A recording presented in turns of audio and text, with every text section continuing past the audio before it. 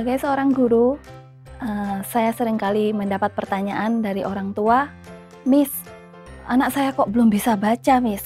Nah, ini terjadi ketika anak-anak mulai memasuki usia mau masuk SD.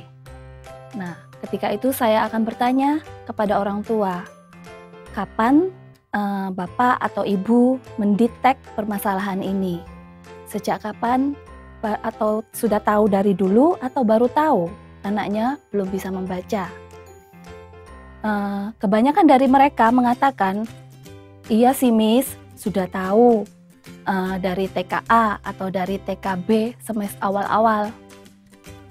Tapi saya pikir mereka bisa-bisa sendiri nanti.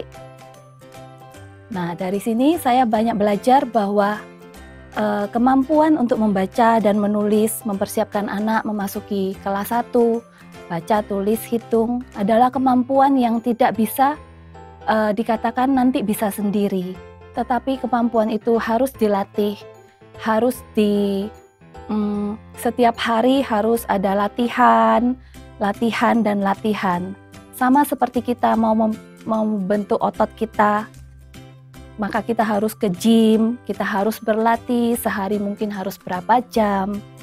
Nah, itu sama dengan kemampuan literasi, sama dengan kemampuan kita berbahasa, sama dengan kemampuan kita berhitung, yang harus kita latih terus-menerus, dan tingkat kesulitannya semakin bertambah, itu yang membuat anak-anak nanti akan siap untuk menghadapi SD. Ketika mereka membaca, mereka bukan hanya lagi belajar membaca di kelas 1, tapi mereka sudah harus dituntut untuk memahami cerita. Bagaimana mereka bisa memahami cerita bila mereka membaca saja mereka masih terbata-bata. Mereka masih perlu mengeja. Seperti itu. Jadi, mari kita bersama-sama mendetek secepatnya apa yang kurang dari anak kita untuk mereka mulai memasuki usia SD.